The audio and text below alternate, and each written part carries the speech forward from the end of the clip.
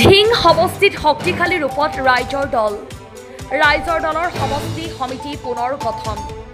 ঢিংস্থিত ৰত্ন ভৱনত আজি ৰাইজৰ দলৰ সমষ্টি কমিটি জাতীয় যুৱ বাহিনী আৰু সংখ্যালঘু কোষ গঠন কৰা হয়। ৰাইজৰ দলৰ কেন্দ্ৰীয় জিলা আৰু সমষ্টি কমিটিৰ উপস্থিতিত ৪৬জনীয়াকৈ ৩খন কমিটি গঠন কৰা হয়।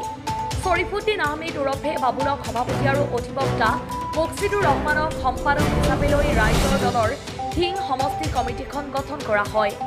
আনহাতে আছাদুল ইছলামক সভাপতি আৰু চহিৰুল ইছলামক সম্পাদক হিচাপে লৈ ঢিং সমষ্টি জাতীয় যুৱ বাহিনী আৰু হবিবুৰ ৰহমান ফকীৰক সভাপতি, বাহৰুল ইছলামক সম্পাদক হিচাপে লৈ সমষ্টিৰ সংখ্যালঘু কোষ গঠন কৰা হয়। যুৱ প্ৰজন্মক প্ৰতিনিধিত্ব কৰা কেইবাজনো ছাত্ৰ নেতাই আজি আনুষ্ঠানিকভাৱে ৰাইজৰ দলত যোগদান কৰে। উক্ত সভাত ঢিং সমষ্টিৰ ৰাইজৰ দলৰ প্ৰায় শতাধিক নেতা কৰ্মী আৰু শুভাকাংক্ষী উপস্থিত আছিল। News desk report Batadrava live. ৰাইজৰ দলৰ ঢিং বিধানসভা সমষ্টিৰ এক শক্তিশালী সংখ্যালঘু কোষ গঠিত কৰা হ'ল আৰু আপোনালোকে ইতিমধ্যে গম পাইছে যে ৰাইজৰ দলৰ সমষ্টি কমিটিৰ সভাপতি আমাৰ উপস্থিত আছে ইয়াত শৰীফুদ্দিন আহমেদ ডাঙৰীয়া। তেওঁলোকৰ ফেমিলিৰ যি ফেমিলি বেকগ্ৰাউণ্ড অনুযায়ী অসমৰ প্ৰথম অসমীয়া মাধ্যমৰ বিদ্যালয় মৰিয়াবাৰী বালক প্ৰাথমিক বিদ্যালয় 1899 চনত স্থাপিত কৰিছিলে আমাৰ শৰীফুদ্দিন আহমেদ ডাঙৰীয়াৰ পৰিয়ালে। আমি সেই পৰিয়ালৰ মানুহক ৰাইজৰ দলে আজি সভাপতিৰ আসনত আমি বহাইছোঁ। ৰাইজৰ দল এতিয়া অধিক শক্তিশালী কৰিব আৰু তাৰ বিপৰীতে বিজেপি দলে ৰঙালী বিহুৰ ৰৰ পেট কাটা গুচাই দিলে বঙালী বিহু হয় বুলি শিলাদিত্য চেতিয়া কোৱাৰ নিচিনা তেওঁলোকৰ যি মানসিকতা, সেই মানসিকতাৰ ব্যক্তিসকলক লগত লৈ হিমন্ত বিশ্ব শৰ্মাই অসমৰ পবিত্ৰ বিধানসভাৰ ভিতৰত জয় বাংলা বুলি কোৱাৰ যি দৃষ্টতা দেখাইছিলে, তাৰ বিপৰীতে ৰাইজৰ দলে অসমীয়া মাধ্যম আৰু অসমীয়া ভাষাক প্ৰাধান্য দি শৰীফুদ্দিন আহমেদ ডাঙৰীয়াৰ যি পৰিয়ালৰ যি অৱদান, অসমৰ প্ৰথম অসমীয়া মাধ্যমৰ বিদ্যালয় মৰিয়াবাৰী বালক প্ৰাথমিক বিদ্যালয় স্থাপন কৰি দেখুৱাইছিলে। ৰাইজৰ দল যে অসমীয়াৰ প্ৰতি দায়বদ্ধতা আছে, অসমীয়া ভাষা কলা সংস্কৃতি কৃষ্টিৰ প্ৰতি ৰাইজৰ দল যে দায়বদ্ধ, তাৰ প্ৰতিচ্ছবি হিচাপে শৰীফুদ্দিন আহমেদ ডাঙৰীয়াক ঢিং বিধানসভা সমষ্টিৰ সভাপতিৰ নিচিনা দায়িত্ব অৰ্পণ কৰিছে ৰাইজৰ দলে।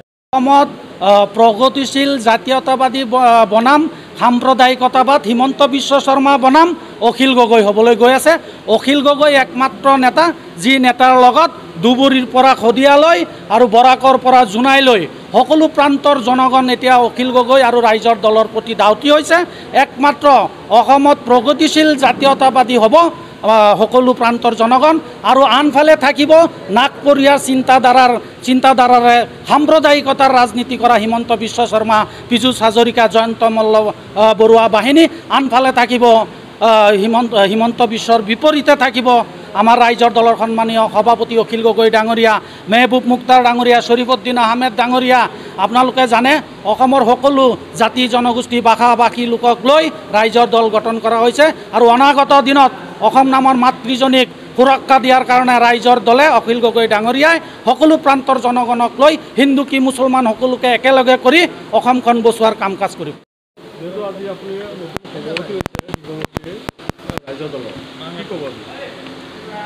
আজি ৰাইজৰ দলৰ নতুনকৈ যিটো সমষ্টি সমিতি গঠন কৰা হৈছে তাক মোক সভাপতি হিচাপে নিযুক্তি দিছে।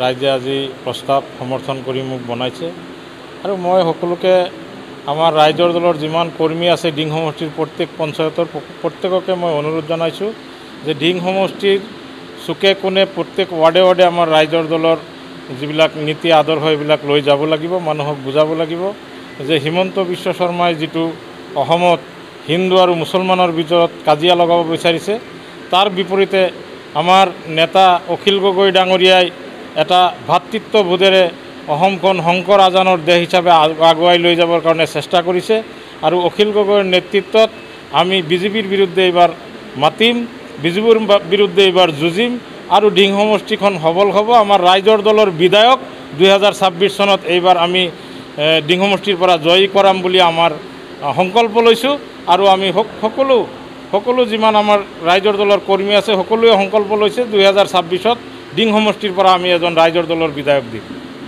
গম পাইছে আপোনালোকটো বাদে অসমৰ সৰ্বস্তৰৰ জনসাধাৰণে গম পাইছে বৰ্তমান আমাৰ যিজন মুখ্যমন্ত্ৰী আছে হিমন্ত বিশ্ব শৰ্মা ডাঙৰীয়া উন্নয়নৰ ফটাঢোল কোবাই উন্নয়নৰ ভুৱা আভুৱা ভৰাই সৰ্বসাধাৰণ জনসাধাৰণক এতিয়া বৰ্তমান ৰাইজে যেতিয়া তেওঁৰ ওপৰত প্ৰশ্ন কৰিব লৈছে তেওঁ গৰু আৰু গাহৰিৰ তেওঁ এটা ৰাজনীতি আনিছে।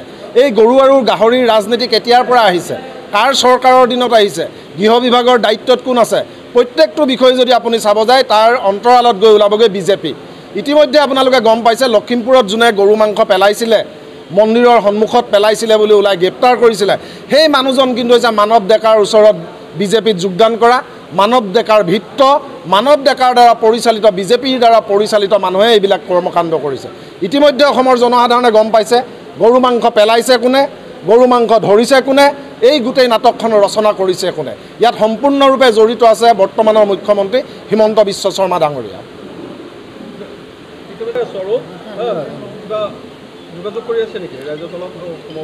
এতিয়ালৈকে বৰ্তমান আনুষ্ঠানিকভাৱে কোনো যোগাযোগ কৰা নাই, কিন্তু মৃণাল শইকীয়াই নহয় মৃণাল শইকীয়াই হওক সৰ্বানন্দ সোণোৱালেই হওক তেওঁলোকে মাজে মাজে ৰাইজৰ ওচৰত এনেকুৱা ধৰণৰ বক্তব্য ৰাখে এনেকুৱা ধৰণৰ ভাষণ ৰাখে মানুহ তেওঁলোকৰ কথাত গলি যায়, মানুহ ভুলি যায় তেওঁলোকৰ কথাত, মানুহৰ আগত তেওঁলোকে নিজৰ সৰলতা দেখাব যায়। কিন্তু এই সৰলতাৰ মাজত তেওঁলোকে এটা বিষাক্ত বিষ লৈ তেওঁলোক আছে। ইতিমধ্যে বিজেপিৰ প্ৰত্যেকজন বিধায়কেই প্ৰত্যেকজন নেতাই তেওঁলোকে মুখত এটা কয় পেটত এটা কথা। ৰাইজৰ পৰা তেওঁলোকে সহানুভূতি আদায় কৰিবৰ বাবে মাজে মাজে এইবিলাক চমক সৃষ্টি কৰিবলৈ তেওঁলোকে এনেকুৱা ধৰণৰ কথা কয়। যদি প্ৰকৃতাৰ্থত মৃণাল শইকীয়াই যদি ক'ব বিচাৰিছে যে হিতাধিকাৰীয়ে এটা যুৱ প্ৰজন্ম ধ্বংস কৰি দিয়ে উন্নয়ন নহয়, তেনেহ'লে তেওঁ সদনত কিয় নকয়? তেওঁতো সদনত নকয়, মাথো ফেচবুক টুইটাৰত এক্সত লিখি দিলে সমস্যা সমাধান নহয়। ৰাইজৰ ওচৰত তেওঁলোকে নিজৰ যিহেতু আস্থা নাইকিয়া হৈছে, ৰাইজৰ বিশ্বাস নাইকিয়া হৈছে, সেইবাবে মৃণাল শইকীয়া হওক সৰ্বানন্দ সোণোৱাল হওক কামাখ্যা প্ৰসাদ তাছা হওক মাজে মাজে তেওঁলোকে ৰাইজৰ মাজত আহিবৰ বাবে বৃথা চেষ্টা কৰে আৰু এই চেষ্টা কোনোদিন সফল নহয়। চাওক বেলেগ দলৰ কথা চিন্তা কৰি থকাটো বিজু হাজৰিকাৰ দায়িত্ব। বেলেগ দলত কি হৈছে কি নাই তাক খুচৰি থকা, কোনে ক'ত গা ধুইছে, কি পিন্ধি গা ধুইছে, কি খাইছে তাক চাই থকাৰ কাম হৈছে পীযুষ হাজৰিকাৰ দায়িত্ব, হিমন্ত বিশ্ব শৰ্মাৰ দায়িত্ব। আমাৰ ৰাইজৰ দলৰ কোনো কৰ্মীৰ তৃণমূল পৰ্যায়ৰ কৰ্মীলৈকে সময় নাই কংগ্ৰেছে কি কৰিছে, বিজেপিয়ে কি কৰিছে, জাতীয়তাবাদী জাতীয় পৰিষদে কি কৰিছে চাবলৈ আমাৰ সময় নাই। আমাৰ ৰাইজৰ দলৰ শক্তি আমি কেনেদৰে আমি আহৰণ কৰিব পাৰোঁ, শক্তি কেনেদৰে গোটাব পাৰোঁ, কেনেদৰে আমি আমাৰ সংগঠন আমি ৰাইজৰ মাজলৈ নিব পাৰোঁ, কেনেদৰে ২৬ত আমি সাম্প্ৰদায়িক দলক অঁতৰাই অসমত আমি সুস্থিৰ বাতাবৰণ সৃষ্টি কৰিব পাৰোঁ তাৰ পাছতহে আমি লাগি আছোঁ। তাৰ ওপৰতহে আমি বক্তব্য ৰাখিব পাৰিম, তাৰ বিষয়েহে আমি জানো। আমি বেলেগ দলৰ বিষয়ে চোৰাংচোৱাগিৰি কৰি থকা, চামচাগিৰি কৰি থকা এনেকুৱা ধৰণৰ প্ৰশ্ন উত্তৰ আপোনালোকক খুব ভালদৰে দিব পাৰিব পীযুষ হাজৰিকা আৰু হিমন্ত বিশ্ব শৰ্মা ডাঙৰীয়া।